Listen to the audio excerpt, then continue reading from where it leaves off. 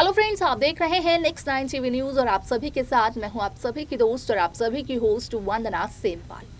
आज हम करने वाले हैं बातचीत स्टार प्लस पर टेलीकास्ट होने वाले मोस्ट पॉपुलर और आप सभी के फेवरेट शो ये रिश्ता क्या कहलाता है के बारे में। आज हम इस शो के बारे में कुछ खास बातचीत करने वाले हैं, तो वहीं इस शो से जुड़े हुए कुछ ऐसे राजों का खुलासा भी आप सभी के सामने मैं करने वाली हूं, जो कि जल्द ही मेकर्स आप सभी के सामने टेलीकास्ट कर सकते हैं। असल में शो ये रिश्ता क्या कहलाता है में सभी दर्शकों ने देखा होगा कि किस तरीके से यहाँ पर रूही अरमान के साथ डेट के लिए गई तो थी, लेकिन यहाँ पर अरमान को किसी काम की वजह से वापस जाना पड़ा और यहाँ पर संजय ने अरमान को भेजा मसूरी, जहां पर कि अरमान युवराज का केस लड़ते हुए अब आने वाले हैं नजर। लेकिन ऐसे में यहाँ पर आप सभी को बता दें कि जो सोशल मीडिया पर हो रही है खबर वायरल, उसके अकॉर्डिंग कहा यही जा रहा है कि शो ये रिश्ता क्या कहलाता है में पंडित करने वाले हैं रोहित के अतीत का राज, वो भी दादीसा के सामने। क्या कुछ बताते हैं पंडित दादीसा को रोहित के बारे में, जाने आप हमारे साथ हमारे इस खास रिपोर्ट में। स्टार प्लस पर टेलीकास्ट होने वाले मोस्ट पॉपुलर और आप सभी के फेवरेट शो ये रिश्ता क्या कहलाता है की कहानी इन दिनों एक हाई वोल्टेज ड्रामे के साथ आगे बढ़ रही है। इस शो के हाल ही के ट्रैक को तो सभी व्यूअर्स कर ही रहे होंगे फॉलो, तो वहीं शो का अपकमिंग एपिसोड अपकमिंग ट्रैक भी होने वाला है बेहद दिलचस्प। असल में शो ये रिश्ता क्या कहलाता है टीवी टाउन का सबसे लॉन्गेस्ट रनिंग शो है, जिसे कि व्यूअर्स का मिलता है ढेर सारा प्यार। और इतने समय के बाद भी जहां इस शो को इतना ज्यादा प्यार मिलता है, तो वहीं इस शो की चौथी पीढ़ी को मेकर्स दिखा रहे हैं, जहां पर के इस शो की कहानी की शुरुआत हुई थी नैतिक अक्षरा के यहाँ पर रिश्ते के साथ। तो समय के साथ साथ वक्त आगे बढ़ता गया और मेकर्स इस शो में नए नए किरदारों की एंट्री करवाते गए, जहां पर की नैतिक और अक्षरा की कहानी के बाद शुरू हुई कार्तिक नायरा की कहानी, और यहाँ पर जब नायरा की मौत हुई तो शुरू हुई कार्तिक और सीरत की कहानी। लेकिन यहाँ पर जब थर्ड जनरेशन का ट्रैक मेकर्स ने दिखाया, तो उस दौरान आरोही, अभिमन्यु और अक्षरा के बीच एक लव ट्रायंगल बना था। हालांकि बाद में नील से आरोही को हुआ था प्यार और आरोही की शादी नील के साथ हुई थी। आप सभी को बता दें कि यहाँ पर शो में लीप आया 22 साल का, और 22 साल के लीप के बाद इस शो में चौथे जनरेशन की कहानी दिखाई गई, जहां पर कि देखने को ये मिला कि 22 सालों से अक्षरा अभिनव शर्मा अपने परिवार से दूर रहते हुए नजर आ रही है। यहाँ पर अक्षरा जो कि खुद एक लॉयर बन गई थी, तो वहीं अक्षरा अपनी बेटी अभीरा शर्मा को भी एक लॉयर बनाना चाहती है, सिर्फ और सिर्फ इसलिए ताकि अभीरा भी अक्षरा की तरह उन लोगों की कर सके मदद जिनकी मदद करने वाला कोई नहीं होता है। अब ऐसे में आप सभी को बता दें कि इस शो में जहां रोहित और रूही की शादी का ट्रैक मेकर्स जल्द ही दिखाने वाले हैं, जहां पर कि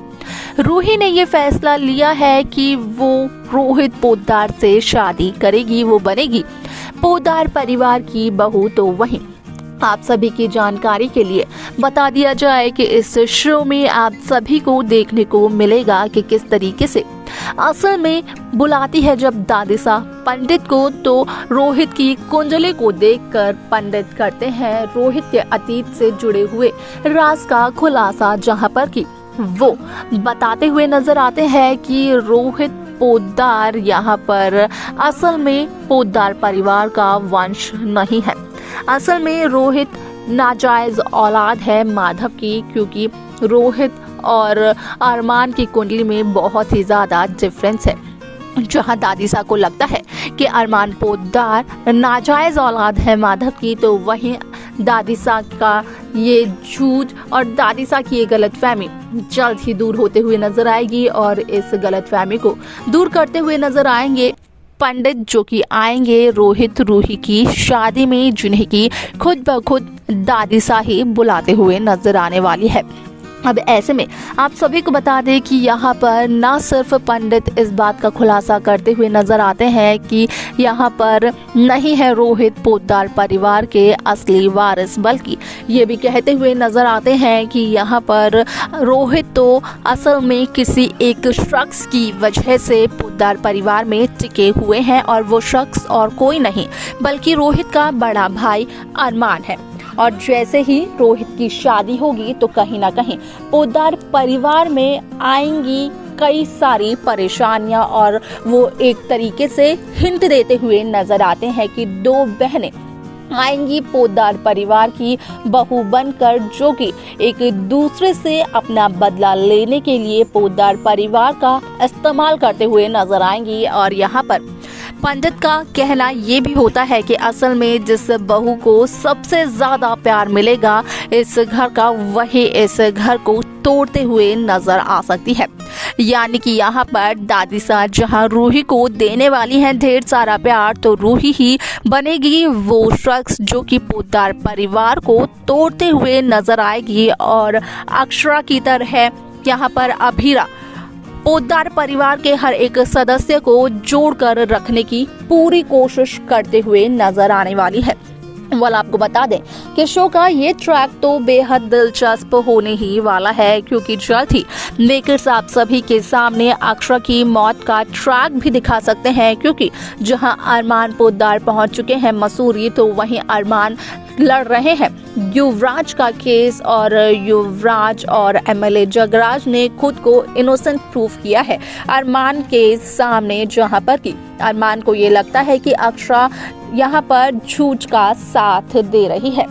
ऐसे में अरमान को कई सारी जिम्मेदारियां मिलने वाली हैं अक्षरा की मौत के बाद, जहां पर कि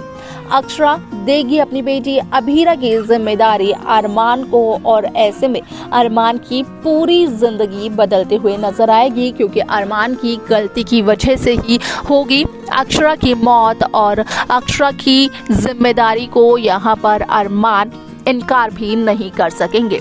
अब ऐसे में यहाँ पर क्या कुछ होगा शो में, और देखना ये रहेगा काफी ज्यादा दिलचस्प। तो देखा आप सभी ने कि किस तरीके से शो ये रिश्ता क्या कहलाता है की कहानी पूरी तरीके से बदलते हुए नजर आई, जहां पर दादीसा का कहना ये था कि माधव की नाजायज औलाद और कोई नहीं बल्कि अरमान पोद्दार है, तो वहीं पंडित का कहना ये है कि अरमान पोद्दार नहीं बल्कि रोहित पोद्दार यहाँ पर माधव की नाजायज औलाद है। अब ऐसे में यहाँ पर दादी की जो गलतफहमी है, दादी की जो कंफ्यूजन है, वो दूर होते हुए नजर आती है, क्योंकि यहाँ पर कई सालों से